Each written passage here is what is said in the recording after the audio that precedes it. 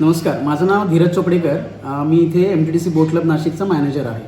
हे जे MTDCचं बोट क्लब आहे ते 2014ला ॲक्च्युली याचं इनॉग्रेशन झालेलं, पण ते तेव्हापासून बंद होतं. आता जस्ट रिसेंटली 2021 आपलं 22 डिसेंबर जे आहे 2021 तेव्हा आम्ही चालू केले. हे जे आहे ते बरोबर गंगापूर डॅमच्या ह्याच्यावर साईडलाच बाजूला आहे, कारण जे गंगापूर डॅमचं जे मेन भिंत आहे तीच बाजूला आहे आपल्या, आणि जी गोदावरी रिव्हर आहे त्याच्यावरती हा डॅम आहे. आणि त्या डॅमच्या ह्याच्यामध्ये आम्ही सगळे वॉटर स्पोर्ट्स वगैरे चालवतो. आपल्याकडे आता जवळपास 10 ते 12 प्रकारच्या ॲक्टिव्हिटीज आहेत, ज्याच्यात लेक लक्झरियस क्रुझिंग म्हणून आहे, लेक सफारी आहे, त्याच्यानंतर जेटस्की राईड, बंपर, बनाना, त्याच्यानंतर कयाकिंग आहे. आणि आता आम्ही म्हणजे मला आनंद होतोय सांगायला की आम्ही उद्या सकाळी जी लक्ष्मीपूजनच्या मुहूर्तावर पॅरासेलिंगचं पण आम्ही ओपनिंग करतोय.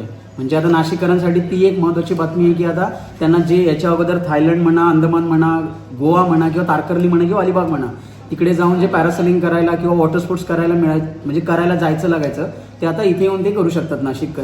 आणि आता इथे जर बघायला गेलं तर नाशिकपेक्षा बाहेरच्या पर्यटकांचा ओघ जास्त आहे. आता बाहेरच्या पर्यटकांमध्ये सगळ्यात जास्त जे प्रमाण आहे ते आपल्या मुंबईच्या लोकांचं आहे. मुंबईवाले, पुणे आणि त्याच्यानंतर गुजरात, ह्या 3 सिटींना नाशिक हे एकदम आपला म्हणतात ते सेंटर पॉईंट आहे, त्याच्यामुळे इकडून जास्त. आणि आता जर तुम्ही बघाल तर आता हे सुट्ट्या लागून आल्या, 4 दिवसाच्या सुट्ट्या आहेत, जसं उद्या गुरुवार, शुक्रवार, शनिवार आणि रविवार. तर ते आम्ही तर त्याच्यासाठी प्रिपेअर आहोतच, कारण आम्हाला पण माहिती आहे पब्लिक हॉलिडेज किंवा विकेंड्स लागून आल्या, तर जवळपास दिवसाला 1800 ते 1600चा फुटबॉल असतो इकडे. तर त्याच्यासाठी आम्ही तर पूर्ण स्टाफ सज्ज आहोतच. आणि आता हे कोरोनाच्या याच्यामुळे थोडंसं प्रमाण कमी होतं स्टार्टिंगला, जेव्हा आम्ही रिस्पॉन्स कमी मिळाला लोकांचा. पण जसं आता हे सेकंड लॉकडाऊन उठलं आहे आणि कोरोनाचं प्रमाण कमी झालं आहे, तेव्हापासून लोकांचा जो एवढा चांगला प्रतिसाद आपल्याला आता बघायला मिळतो इकडे नाशिक बोट क्लबसाठी. म्हणजे आता नाशिकमध्ये आल्यानंतर कुठला असा पर्यटक नसेल जो बोट क्लबला आल्याशिवाय रिटर्न जात नाही आहे, असं आता एक हे झालेलं आहे. जसं आता मी स्वतः मालवणचं आहे, मला माहिती आहे मालवणमध्ये जे टुरिझम डेव्हलप झाले ते सुरुवातीपासून आम्ही बघितलेलं आहे. सुरुवातीला सिंधुदुर्ग किल्ला होता, फक्त सिंधुदुर्ग किल्ला लोक बघायचे आणि रिटर्न जायचे. आताशी जी सध्या हे आहे, सिंधुदुर्ग किल्ला बघायला येतातच आहेत, त्याच्याशिवायच्या लोकांना ॲक्टिव्हिटीज आता चालू केलेल्या आहेत तिकडे, जसं पॅरासेलिंग, स्कुबा डायव्हिंग किंवा लोकांच्या राहण्याची वगैरे व्यवस्था, होमस्टे वगैरे लोकल लोकांनी हे केलेलं आहे. तर त्याच्यामुळे आता एवढं प्रमाण तिकडे टुरिझमचं वाढलेलं आहे. आणि खूप आता तुम्ही पण ऐकताय की सिंधुदुर्ग टुरिझममध्ये किती फॉरवर्ड झालेलं आहे. आणि मला पण म्हणजे आशा आहे आणि खात्री पण आहे भविष्यामध्ये नाशिकसुद्धा सिंधुदुर्गासाठीच प्रगती करेल. कारण फक्त आता लोकांसाठी ज्या महत्त्वाच्या गोष्टी आहेत त्या काय झाल्या पाहिजे की जे रस्ते आहेत नाशिकपासून जे इकडे येणार आहे गावात साईडला वगैरे, कारण हायवे बघायला गेला तर हायवे एकदम उत्तम आहे, पण हायवे सोडल्यानंतर जे आतमधले रोड्स आहेत ना ते चांगले झाले रोड्स पाहिजे. आणि जर आता टुरिस्टला ॲक्टिव्हिटीज आपण जर काहीतरी चालू केली आहे आणि ते टुरिस्ट ॲक्टिव्हिटीची जर काहीतरी मजा घेण्यासाठी जर येत असतील तर त्यांची आधी बाकीची सगळी व्यवस्था झाली पाहिजे. त्याच्यामध्ये सगळ्यात बेसिक व्यवस्था म्हणजे राहण्याची, त्यांची जी राहण्याची व्यवस्था. कारण आता इथे MTDCचं आपल्या बाजूलाच रिसॉर्ट्स आहे जे बोट क्लबवरून फक्त 500 मीटरच्या दुरीवर आहे, म्हणजे लोकांना तो एक हे झाला आहे. पण समजा उद्या भविष्यामध्ये टुरिझमचा ओघ जर वाढला, पर्यटकांचा ओघ वाढला नाशिकमध्ये, तर ती जी व्यवस्था आहे ती अपुरी पडणार आहे. त्याच्यामुळे आजूबाजूला लोकल लोकांनी होमस्टे वगैरे चालू केले पाहिजे, जसं मालवण, तारकर्लीला वगैरे होमस्टे लोकांनी प्रायव्हेटवाले चालू केलं आहे.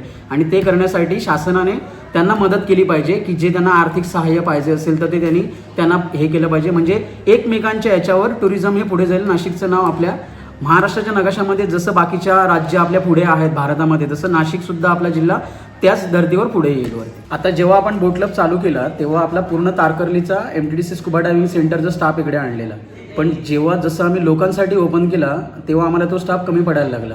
मग आम्ही सगळ्यात महत्त्वाची गोष्ट काय केली की लोकल एम्प्लॉयमेंट, म्हणजे हा जो बोट क्लब आहे त्याचा लोकल कम्युनिटीमध्ये सुद्धा फायदा झाला पाहिजे ह्या दृष्टीने विचार करून आम्ही इथल्या लोकांना बोलून घेतलं. तर त्याच्यामध्ये जर तुम्ही बघायला गेलं तर ह्या पंचक्रोशीमध्ये ट्रायबल पीपल म्हणजे जे आपले आदिवासी लोक आहेत त्यांचं जास्त वस्ती आहे. मग आम्ही काय केलं, त्या लोकांना इथे बोलून घेतलं. आणि जेव्हा आम्ही एम्प्लॉयमेंट इथे घेतली, म्हणजे लोकांना आम्ही अपॉइंट करायला घेतलं, तेव्हा सगळ्यात आमची महत्त्वाची अट जी होती ते प्रत्येकाला स्विमिंग आलं पाहिजे. स्विमिंग जर येत असेल आणि तुम्ही जर आम्ही एक दिलेलं टार्गेट आहे ते जर तुम्ही पूर्ण करताय तर आम्ही तुम्हाला इथे कामावर हजर करून घेऊ.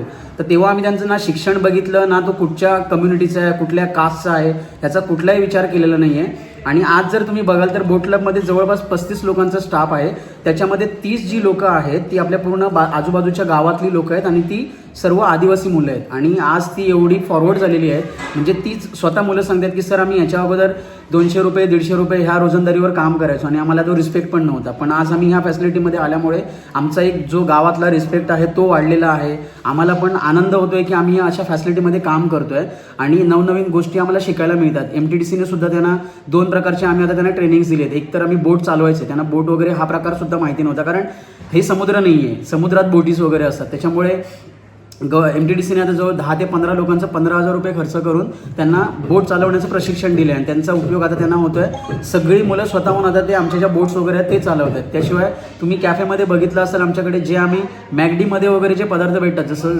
Veg Subway, veg burger, sandwiches, तर ह्या मुलांना कुठचंही प्रशिक्षण न देता फक्त आम्ही ऑनलाईन एक ट्रेनिंग MTDCने महामंडळाने जी आपली पुण्याची गव्हर्नमेंटची इन्स्टिट्यूट आहे, नाव आता मला पटकन येत नाही त्याचं, गव्हर्नमेंटची इन्स्टिट्यूट आहे हॉटेल मॅनेजमेंटची, तर त्यांचं ऑनलाईन जेव्हा लॉकडाऊन झालेलं तेव्हा लॉकडाऊनच्या काळामध्ये महामंडळाने आपल्या स्टाफसाठी ट्रेनिंग लावलेलं. त्या ट्रेनिंगमध्ये आम्ही त्या मुलांना सहभागी केलं होतं.